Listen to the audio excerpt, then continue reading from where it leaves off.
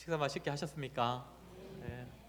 오늘도 참 아주 풍성한 음식으로 또 대접해 주신 우리 여전대분들께 감사드립니다.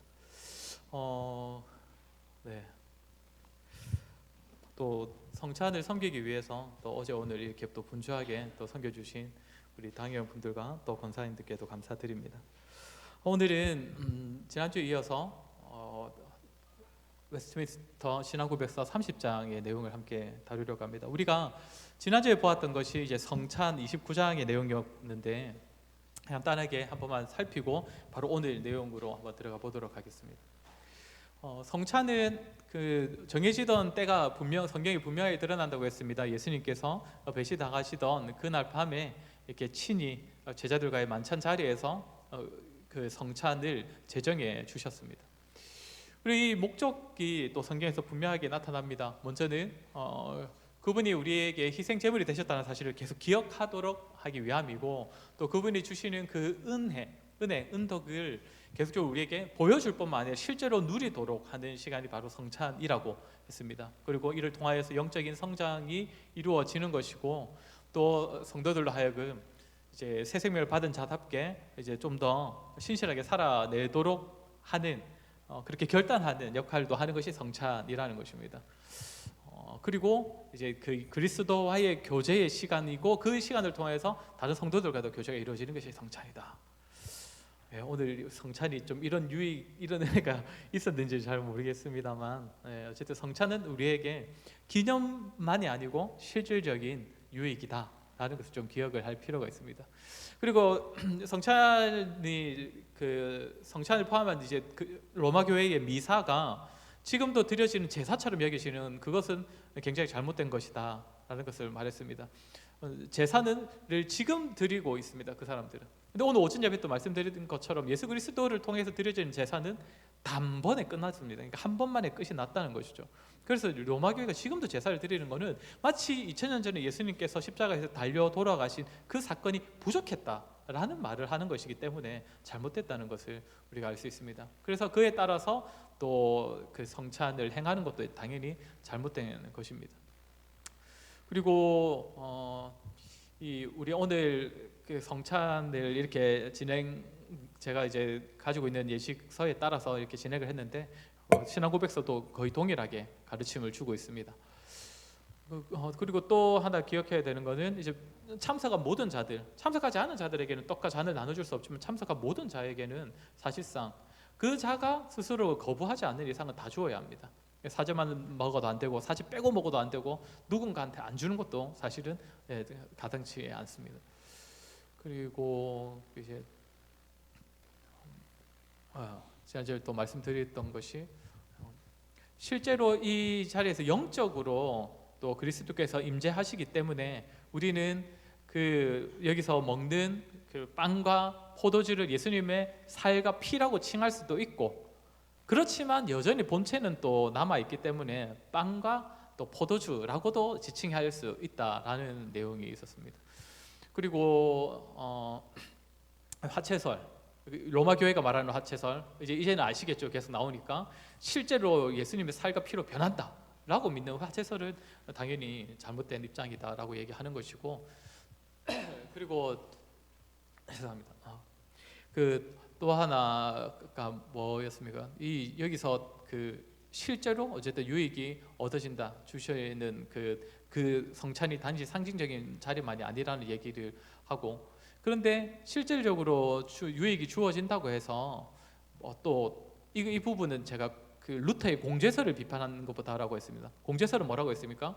빵과 포도주도 있는데 예수님의 살과 피도 또 있다, 같이 있다, 약간 이런 식으로 주장하는 게 루터인데 그것도 잘못된 것이다라고 비판을 하는 것이고, 이제 마지막으로는 오늘 오전에도 제가 시작할 때 말씀드렸지만 잘못된 상태로 죄가 있는데도 그 죄에 대하여 무감각하고 또 용서에 대하여서도 전혀 필요성을 못 느끼는 그런 아주 완악한 상태에서는 오히려 성찬의 떡과 그 잔을 받는 것이 더 정죄하는, 또 죄를 마시게 되는 결과를 낳기 때문에 오히려 피해야 된다라고 말씀을 드렸습니다. 이게 이제 신앙고백서에서 가르치는 성찬의 내용이고, 이제 30장으로 오면 권징의 내용으로 넘어갑니다. 권징. 이제 권징이 갑자기 어떻게 보면 뜬금없이 등장한다라고 생각이 드실 수도 있지만 이제 성찬하고 이제 순서에 따라서 등장을 하는 겁니다. 성찬의 마지막에 뭐였습니까? 그러니까 죄된 상태로 먹고 마시는 것은 오히려 그 사람에게 해로운 거지 않습니까? 그 사람에게 안 좋은 것. 근데 이제 우리가 권징 중에 수찬정제라는 게 있죠. 수찬정제는 무엇이냐면 성찬에 참여하지 못하게 하는 겁니다. 그러니까 어떤 사람에게 수찬정제를 하겠습니까? 죄된 상태에서 회개하지 않는 사람에게 수찬정제를 내리겠죠. 근데 왜 그렇게 하겠습니까? 단지 저 사람한테 벌을 준다는 차원보다도 오히려 죄된 상태로 먹고 마시는 것보다는 차라리 수찬정지를 해서 못 마시게 하는 게 그 사람한테 더 유익하기 때문에 그렇게 하는 거거든요. 그래서 그 앞에 나왔던 성찬의 8항과 사실 30장 이제 시작되는 권징의 내용은 이제 이어진다고 볼 수 있습니다. 그렇게 죄된 상태로 먹고 마시지 않는 게 더 낫다라는 그 정신, 그 본질이 사실 30장 권징에서 나오는 내용과 동일하기 때문입니다. 정신적으로 본다면. 여러분 그 인터넷 사이트 중에 갓피플이라는 사이트 아십니까? 뭐 기독교 용품이나 기독교 서적을 구매해 보신 분들은 인터넷에서 웬만하면 아마 이 갓피플이라는 사이트를 웬만하면 잘 아실 겁니다. 파랗게 생긴 거죠. 파랗게 어플도 있고 한데 저도 이제 자주 이용을 하는데 웬만한 기독교 서적 책을 검색하면 다 나옵니다. 거기는. 그러니까 발매 예정중도 있고요. 절판된 책도 일단 목록은 다 뜹니다. 그래서 저희 이제 여기 가서 이제 검색을 하나 해봤는데 뭘 검색을 해봤냐면 권징으로 검색을 해봤습니다. 권징으로 하니까 7권이가 나옵니다. 7권. 근데 7권이 나오는데요. 그 중에 나머지 6개는 그냥 제목에 그러니까 헌법책입니다. 사실은 헌법에 이제 권징조례 있어서 이제 들어가는 거고 딱 한 권이 뜹니다. 이것만 뜹니다. 이것만 책 소개하러 나오는 건 아니고요. 책이 그만큼 없다라는 거죠. 권징이라는 주제 자체를만을 다루고 있는 책이 없다는 겁니다. 국내 최대의 기독교 사이트에서도 없다는 거죠. 그게 어떤 의미겠습니까? 사람들이 권징이라는 주제 자체를 다루기를 굉장히 꺼려한다는 것이죠. 사실 왜냐면 좀 우리도 사실 생소하지 않습니까? 이 권징이라는 게 굉장히 생소하고 교회가 실제로 그거를 하는 것도 사실 본 사람도 잘 없고 거의 없고 그러다 보니까 아마 뭐 필요에 따른 부분일 수도 있겠지만 어쨌든 좀 꺼려져서 다루지 않은 부분이 있지 않나라는 생각이 들어집니다. 근데 우리가 생각해야 되는 부분은 무엇이냐면 우리의 믿음의 선배들은 권징에 대해서 뭐라고 말했냐면 교회의 표지 중에 하나라고 말을 했습니다. 교회의 표지가 3가지가 있는데 먼저는 말씀입니다. 두 번째는 성례입니다. 이 2가지는 들리는 말씀과 보이는 말씀. 그래서 사람들이 봤을 때 너무 당연하겠다. 저거는 교회가 교회로서 드러나는 표지라고 할 때 말씀, 성례 당연하지. 근데 3번째가 권징입니다. 이게 이제 믿음의 선배들은 권징으로 봤다는 거죠. 이제 권징도 우리가 계속 누구를 벌한다 이런 측면에서 계속 봐버리면 아이고 교회가 무슨 계속 벌하는 게 무슨 교회가 교회답게 보여지는 부분이냐 이렇게 생각되겠지만 사실 권징은 벌이 초점이 아니죠. 죄가 초점입니다. 죄를 끊어내는 게 초점이거든요. 그래서 사실 권징이 바르게 시행이 되면 교회는 정말 죄를 멀리하고 죄를 단절하는 단체구나 로 오히려 그 믿지 않는 자들에게도 드러날 수 있는 거죠. 그래서 권징은 교회의 표지가 될 수 있는 것입니다. 그리고 이제 또 권징에 대하여서 권징 함부로 했다가 사람들 교회 다 나가면 어떡할 거냐 뭐 이런 얘기도 분명 있죠. 뭐 그런 교회들이 왜 없겠습니까? 그런 사건들도 있다고 저도 들었고요. 근데 이제 뭐 그럴 수도 있겠지만 사실 꼭 권징이 그러면 교회의 성장을 방해한다 이렇게만 볼 수도 없는 것은 역사가 이제 증명을 해줍니다. 물론 하나만 제가 예를 가지고 왔지만 1917년에 실제로 장로교가 하나밖에 없었을 때 우리나라에 물론 100년도 더 된 역사이긴 합니다. 근데 이제 대충 감은 오시지 않습니까? 1917년이면 교회가 아주 빨리 성장하고 있을 때 아니겠습니까? 맞죠? 믿는 자들이 교회가 되게 형편적으로 어렵고 뭐 크게 해줄 수 있는 것도 없었지만 교인들이 굉장한 숫자로 늘어나고 있을 시기에 어떤 일이 있었냐면 노회 보고서입니다. 노회가 총회로 보고를 했는데 신앙과 정치에 위반됨으로 책벌을 받은 교인이 85인이요 출교인이 110명이다. 장난 아니었겠죠. 그러니까 물론 한 노회에서 이런 일이 있었다고 하니까 한 교회에서는 뭐 얼마나 되는지는 모르겠지만 그때는 뭐 교회 숫자가 그리 많지도 않았죠. 그랬는데 그러면 지금 저것만 봤을 때 권징 받은 사람이 한 번에 195명입니다. 한 회기 반년에 한 번씩 노회를 하니까. 근데 이제 출교가 또 110명. 출교는 교회에서 쫓아내는 거거든요. 당신도 오지 마세요 이렇게. 그 당시에 출교는 지금 출교하고 급이 다릅니다. 왜냐하면 지금은요 예를 들어 우리 교회에서 누군가를 출교하잖아요. 그거 어디 가면 됩니까? 옆 교회 가면 됩니다. 그리고 왜냐면 좀 특히 그리고 또 같은 교단만 안 가면 됩니다. 같은 교단끼리는 또 좀 약간 눈치가 보이니까. 근데 그 당시는 장로교가 아까 말씀드린 것처럼 하나뿐이었거든요. 합동통합 고신 따로 안 있었어요. 하나 있었습니다. 출교하면 다른 교회에서 안 받아주는 겁니다. 그 당시로 친다면. 근데 그 일이 있었음에도 불구하고 저 시점에서의 한국교회는 굉장한 성장을 이루었다는 것이죠. 오히려 그렇게 잘못을 따져서 끊어내는 것이 오히려 교회의 성장에 있어서 방해가 아니라 오히려 세상의 사람들이 볼 때 교회 다음을 보여내는 한 방편이 되기도 했다는 것입니다. 자, 제가 지금 소리를 좀 길었는데 어쨌든 좀 이런 말씀을 드리는 건 조금 우리가 건지게 대해서도 조금은 더 열린 마음으로 조금 생각을 해봅시다라는 거고요. 자, 먼저는 이제 건지에 대해서 말을 합니다. 우리 1장 한 목소리로 같이 한번 읽어보도록 하겠습니다. 시작. 교회의 왕이요 머리이신 주 예수님께서는 교회의 정치 체제를 제정하셔서 국가 공직자와는 구별된 교회 직원들에 의해 시행되도록 하셨다. 먼저 말하는 것은 이제 교회만이 가지는 정치 체제를 하나님께서 주셨다 이 얘기를 하고 그거를 직분자들에게 맡기셨다. 직원들이라 표현하지만 직분자들에게 맡기셨다 이 얘기를 먼저 하고 있습니다. 근데 여기서 어쨌든 교회만의 다스림이 특별한 직분자, 여기서 말하는 건 당회원이죠. 당회에게 맡겨졌다 이 얘기를 하는데 이것을 맡기신 예수님에 대해서 먼저 뭐라고 얘기하냐면 교회의 왕이요 머리이신 주 예수님께서 이렇게 표현을 하고 있다는 겁니다. 그냥 예수님께서 주셨다가 아니라 왕이요 머리이신 예수님께서 주셨다. 그러니까 교회는 사실상 당회가 그 말씀에 따라 다스리지만 사실상은 누가 다스리는 겁니까?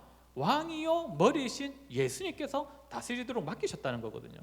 근데 여기서 제가 질문 하나 드리고 싶은 것은 우리가 기억해야 되는 거 하나가 뭐냐면 교회가 이 말을 따르면 교회의 그 정치 체제는 민주주의 체제입니까? 왕정 체제입니까? 왕정 체제라는 것이죠. 근데 이거를 우리가 조금은 유념을 할 필요가 있습니다. 물론 교회에서 민주주의가 전혀 빠져야 된다는 뜻은 아닙니다. 민주주의대로 우리가 하고 있는 부분이 상당히 많이 있죠. 회의들을 하지 않습니까? 당회, 재직회, 공동회 다 민주주의 체제를 가지고 하는 부분이 있습니다. 그러나 말씀으로 다스림을 받는 부분에 있어서는 민주주의 체제가 아니라는 겁니다. 왕에게 복종하는 체제라는 것이죠. 그렇다고 이제 이 말을 하면 또 그럼 당회에 복종하란 말인가 이렇게까지 너무 가시지는 마시고 당회를 통하여서 드러나는 그리스도의 통치에 복종하는 것이 필요한 것이죠. 근데 뭐 복종도 복종이지만 사람들끼리는 민주주의 아닙니까 어차피. 근데 정말 중요한 게 무엇이냐면 우리가 정말 회의를 아주 잘 바람직하게 진행하고 잘 해가지고 아주 합리적인 결과를 도출해 내면 좋겠지요. 좋지요. 뭐 다수결 해가지고 좋지요. 근데 그게 성경적인 건 아닙니다. 성경은 뭐라고 합니까? 우리가 회의를 거쳐서 다수의 그 의견을 모으는 것은 대부분 어떤 내용입니까? 진리하고 직접적으로는 상관없는 내용들입니다. 사실상 이 사람 말대로 해도 되고 저 사람 말대로 해도 되는 부분들이 대부분 회의에 올라서 다수결로 결정을 하죠. 그런데 성경에서는 그래서 다수결을 따르는 민주주의보다 더 우선시하는 체제가 무엇이냐면 왕에게 복종, 그리스도께 복종하는 마음으로 사람에게 복종하는 겁니다. 그러니까 왕정 체제 이랬을 때 우리가 사람들끼리는 민주주의고 예수님께만 복종하면 되지, 이게 아닙니다. 성경의 가르침은 무엇이냐면 왕에게 복종하는 마음으로 서로에게 복종하라 가르치거든요. 그래서 사실 교회 안에서 우리가 민주주의로 회의하는 것도 참 좋은데 어떤 면에서는 뭐가 더 필요하냐면 저 사람 말도 내 말도 딱히 틀린 게 아니라면 나는 기꺼이 저 사람 말에 복종할 수 있어. 내 의견을 접을 수 있어. 마치 내 의견 안 따르면 교회가 잘못된 것처럼 이렇게 생각하는 것이 아니라 오히려 상대방에게 그리스도께 복종하는 마음으로 복종하는 자세를 가지는 것이 정말 왕 대신 그리스도를 따르는 교회의 성도의 모습이라는 것입니다. 자, 그리고 얘기하는 것이 무엇입니까? 국가 공직자와는 구별된 직원들에게 맡기셨다. 물론 이거는 이 웨스트민스터 신앙고백서가 작성된 때 그리고 그 전까지 있었던 국가교회 체제에 대한 이야기입니다. 그 당시에는 국가 위정자들도 어차피 다 믿는 사람들이었기 때문에 그 믿는 사람들이 교회 안에서도 권력을 행사하려고 했거든요. 그래서 그 국가법과 교회의 법이 마치 따로 존재하지 않는 것처럼 교회 안에서 잘못을 해도 교회 밖에 국가 위정자가 벌을 내리는 식으로 그런 식으로 운행될 때 이제 종교개혁자들이 뭐라고 한 겁니까? 아니다. 교회 안에서의 일은 교회 안에서 처리해야 된다. 뭐 이 얘기는 많이 들어보셨을 겁니다. 물론 우리 것도 우리가 좀 잘 생각해야 됩니다. 제가 극단적인 예를 들겠습니다. 예를 쉽게 이해하려고. 교회 안에서 누가 살인을 저질렀습니다. 너무 극단적인 얘기인데 죄송합니다. 그러면 교회 안에서 해결해야 됩니까? 교회 안에서도 해결해야죠. 그 사람이 만약에 직분자면 직분 더 이상 행하지 못하도록 해야죠. 근데 어떻게 해야 됩니까? 네, 국가에 의해서 처벌받게 해야 됩니다. 그런 부분들은. 근데 이제 그런 부분을 얘기하는 게 아니라 딱 교회 안에서만 해결할 수 있는, 교회 안에서도 해결할 수 있는 부분들, 그런 거를. 근데 요즘에 갈수록 정말 세상 법정이 교회 안에 많이 개입되게 하는 교회들이 정말 많습니다. 바울이 뭐라고 가르칩니까? 여기 보면 고린도 교회에 지적을 하죠. 너희 중에 누가 다른 이와 더불어 다툼이 있는데 구태여 불의한 자들 앞에서 고발하고 성도 앞에서 하지 아니하느냐. 세상 법정이 고발했다 이 얘기죠. 성도가 세상을 판단할 것을 너희가 알지 못하느냐. 사실 성도가 세상을 판단해야 되는다.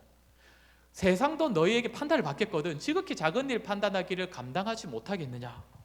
너희가 오히려 세상보다 더 수준 높은 법을 가지고 있는데, 세상 법보다 더 수준 높은 말씀의 법을 가지고 있는데, 성경의 질서를 가지고 있는데 오히려 세상 법을 의지하고 있으니 그것조차 너희가 못 해내겠느냐. 바울이 꾸짖고 있는 것입니다. 그러니까 교회 안에 주신 정치 체제가 분명 말씀에 의해서 주어진 체제가 있는데 이거를 우리가 잘 따르면 사실 세상 법보다 더 충분히 잘 할 수 있다는 것이죠. 그러니까 굳이 세상 법을 따르지 마라. 그래서 이 가르침의 마지막 부분에 보면 뭐라고 되어 있느냐면, 우리 한번 같이 읽겠습니다. 시작. 너희가 피차 고발.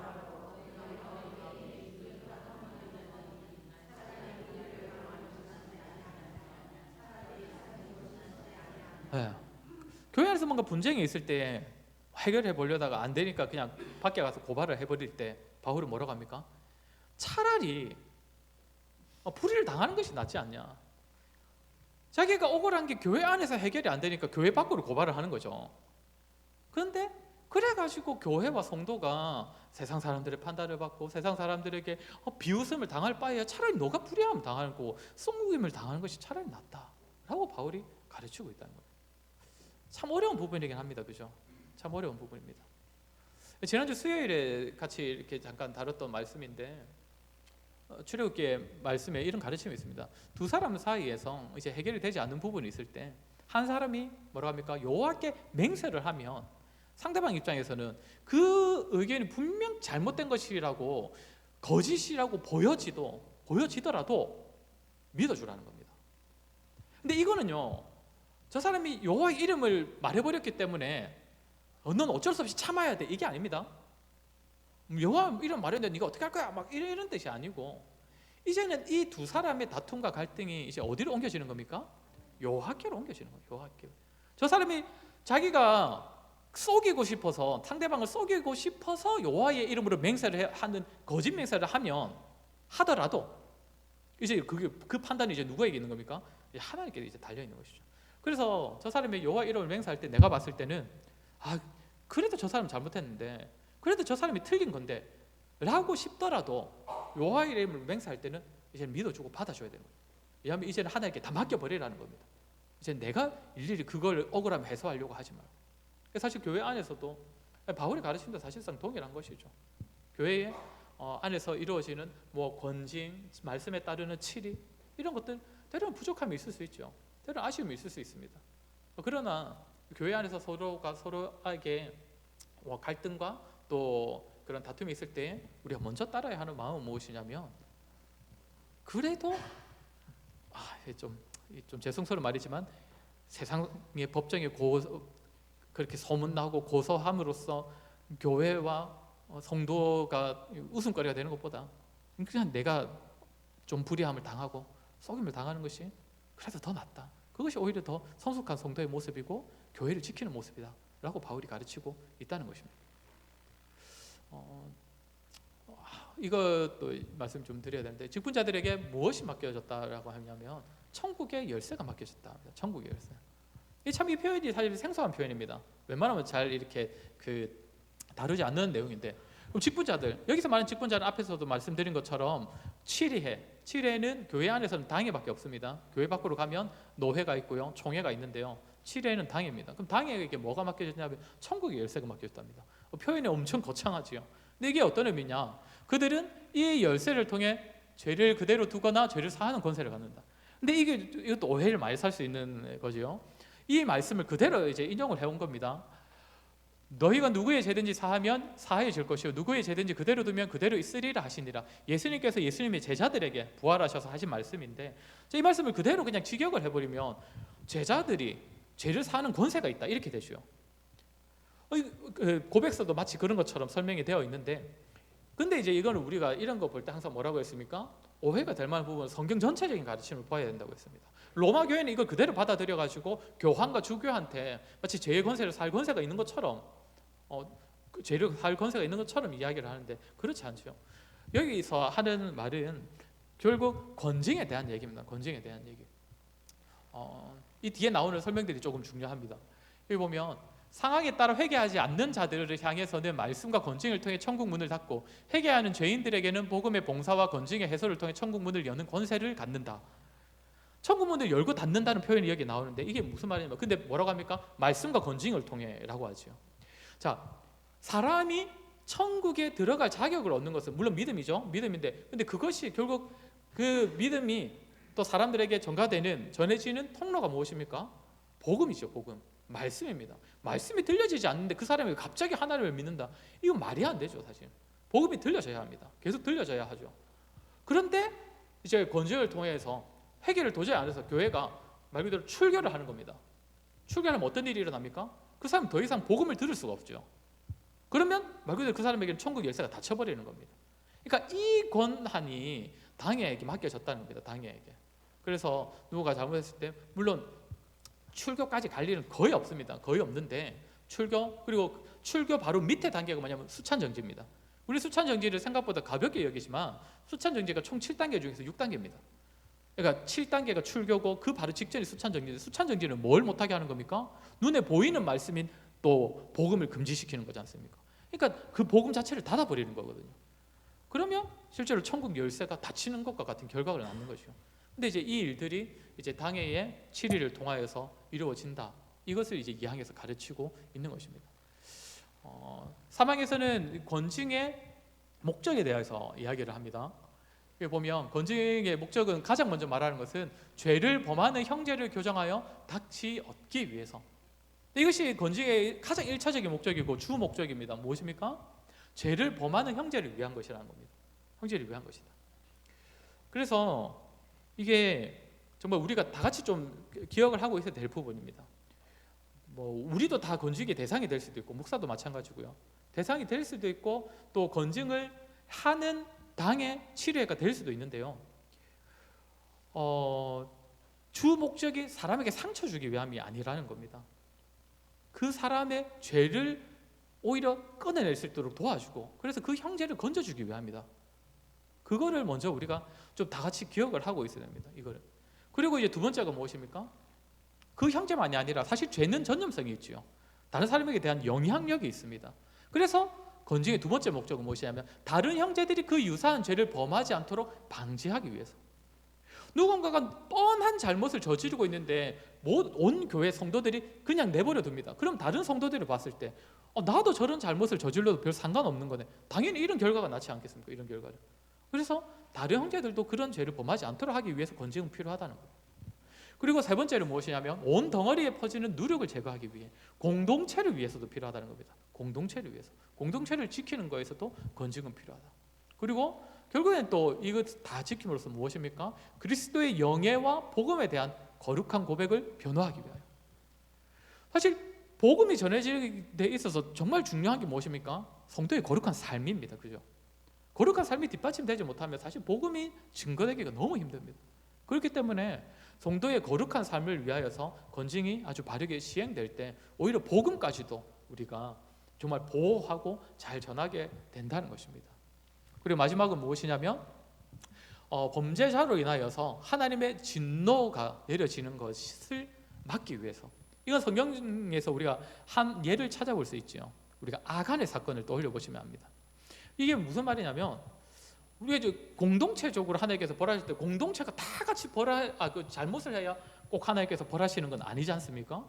특별한 누군가가 죄를 범하는데 그 죄를 온전히 해결하지 못하면 하나님께서 그 공동체에 벌하십니다. 그게 대표적인 게 아간 사건이지 않습니까?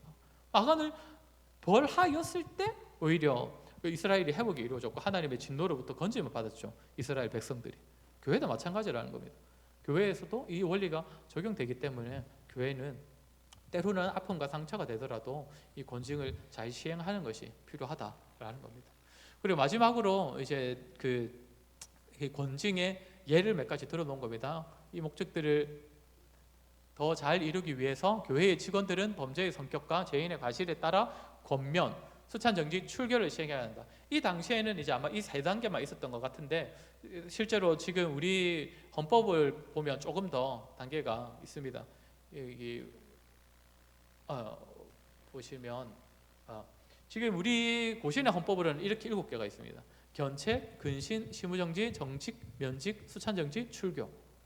약간 이제 순서 약간 단계로 보실 수가 있는데요. 견책은 무엇이냐면 말 그대로 꾸짖는 겁니다. 꾸짖는 거. 잘못했다는 것을 확인하고 잘못했다는 게 확인되면 앞으로 그렇게 하지 마라라는 뭐 일종의 경고라고도 할 수 있는데 어쨌든 꾸짖는 겁니다.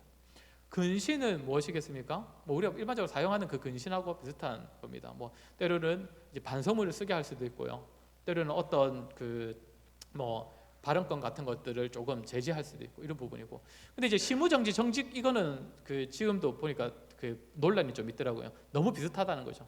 시무를 정지하는 것과 정직, 자기의 직무를 정지시킨다. 이거 사실상 똑같이 들리는데 그래서 이제 약간 굳이 구분하자면 약간 이런 식입니다. 시무정지는 가지고 있는 여러 가지 업 중에서 직무 중에서 그 하나를 특별히 못하게 하는 거고 정직은 말 그대로 직무 전체를 아예 못하게 하는 겁니다.